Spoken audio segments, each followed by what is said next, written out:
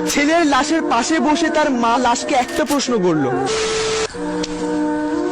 ছেলেটা দুটো চোখ লাল টসটস করছে, পানি খাচ্ছিল, পানিটা গলায় আটকে যাচ্ছিল, পানি গিলতে পারছিল না। মা ছেলের এই অবস্থা দেখে ছেলেকে জিজ্ঞেস করে, কি রে বাবা, তোর কি কোনো সমস্যা, ডিপ্রেশনে আছিস নাকি? মায়ের কথা শুনে ছেলেটা বলে, না মা, কোনো প্রবলেমের মধ্যে নেই, কোনো ডিপ্রেশনের মধ্যে নেই। আসলে কি হয়েছে, পিকনিক হচ্ছিল তো, তাই দুটো রাত জেগে অনেক আনন্দ করেছিলাম, এই জন্য চোখটা লাল হয়ে আছে। কিন্তু ছেলেটা তার মাকে কিভাবে বোঝাবে যে ছেলেটা প্রতিটা রাত মৃত্যুর সাথে লড়াই করছে? আসলে কি হয়েছে, ছেলেটা একটা মেয়েকে ভালোবাসে, আর খুব ভালোবাসে। মেয়েটাও ছেলেটাকে ভালোবাসে। ছেলেটা ভালোবাসার এমন পর্যায়ে চলে গেছে, সে তার ভালোবাসাকে নিয়ে অহংকার করা শুরু করে দিয়েছিল। ছেলেটা তার বন্ধু বান্ধব, আত্মীয় স্বজন, পাড়াপড়শি, বড় ভাই ব্রাদার সবার কাছে যে তার ভালোবাসার কথা বলতো, আর বলতো সে যে মেয়েটাকে ভালোবাসে, সে মেয়েটা কখনো তাকে ছেড়ে যাবে না, কোনো দিনও তাকে ছেড়ে যাবে না। তারপর ছেলেটা যে মেয়েটাকে ভালোবাসতো, সেই মেয়েটা মাঝে মাঝে মজা করে ছেলেকে বলতো, আচ্ছা আমাকে যদি কেউ কখনো স্পর্শ করে তাহলে তোমার কেমন লাগবে? ছেলেটা কোনো কথা চিন্তা না করে বলে ফেলতো, আমি মরে যাব। তারপর যখন মেয়েটা বলতো, আচ্ছা আমার যদি কখনো অন্য জায়গায় বিয়ে হয়ে যায় তখন তোমার কেমন লাগবে?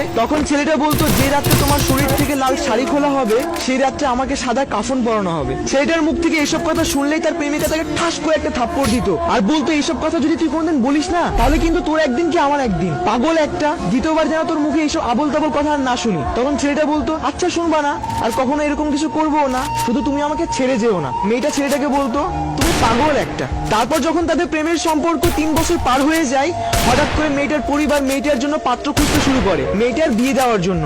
আর এইসব কথা শোনার পর ছেলেটা ছটফট করা শুরু করে দিল।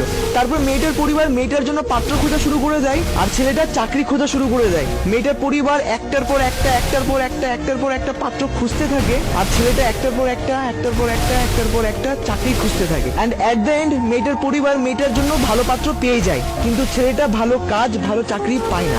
তারপর যখন পছন্দ করা পাত্রর সাথে মেয়েটার বিয়ের সময় চলে আসে, তখন মেয়েটা ছেলেটার কাছে এসে বলে, দেখো টাকা ছাড়া তো জীবন চলা একদম অসম্ভব ব্যাপার, জীবন চলার জন্য একটু হলেও টাকা দরকার, তা না হলে কোনো কিছুই সম্ভব না। তখন ছেলেটা বলে, প্লিজ তুমি একটু অপেক্ষা করো, আমি একটা না একটা ব্যবস্থা করেই ফেলবো, এভাবে আমাকে ছেড়ে যেও না প্লিজ। তখন মেয়েটা বলল, এভাবে আর কতদিন চলবে? দেখো সবার পরিবারে একটা ইচ্ছা থাকে, আর আমিও বড় হচ্ছি, এভাবে আর কতদিন চলবে? তখন ছেলেটা বারবার রিকোয়েস্ট করে কান্না করে বলল, প্লিজ ছেড়ে যেও না, একটা না একটা ব্যবস্থা করে ফেলবো, একটু অপেক্ষা করো, একটু ধৈর্য ধরো। কিন্তু মেয়েটা ধৈর্য ধরে না, তার পরিবারের পছন্দের পাত্রর সাথে বিয়েতে রাজি হয়ে যায়। তারপর বিয়ের ডেট তারিখ ঠিক হলো, বিয়ের দিন চলে আসলো। যে রাত্রে মেয়েটাকে হলুদ শাড়ি পরানো হয়, সেই রাত্রে ছেলেটা নানান রকম নেশা করতে ব্যস্ত। দেন বিয়ে করার পর মেয়েটা তার স্বামীর বাড়ি চলে যায়, আর সেই রাত্রে ছেলেটা ফেসবুকে একটা স্ট্যাটাস দেয়। স্ট্যাটাসটা হলো, অহংকার করে বলেছিলাম সে কখনো আমাকে ছেড়ে যাবে না, সময়ের ব্যবধানে বুঝলাম অহংকার পতনের মূল।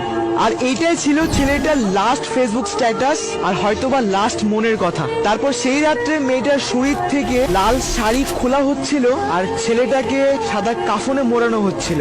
তার মানে ছেলেটা মরে গেছিল, সুসাইড করে ফেলেছিল। তারপর সকাল হয়, হাজারো মানুষের ভিড়, ছেলেটার লাশের পাশে বসে তার মা চিৎকার করে চিৎকার করে চিৎকার করে কান্না করছিল। আর ছেলেটার লাশের দিকে তাকিয়ে তার মা ছেলেটাকে একটা প্রশ্ন করলো, কি ছিল 3 বছরের ভালোবাসায় যে 22 বছরের ভালোবাসাকে ভুলে গেলি? তারপর হয়তো ছেলেটার পরকালের হিসাব শুরু হয়ে গেল।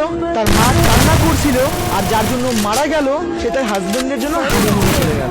বাহ, কি বাত হ্যায়। যারা শুনছো তাদের সবাইকে বলছি, এগুলোকে ভালোবাসা না, এগুলোকে জিদ বলা হয়। So guys, if you like this video,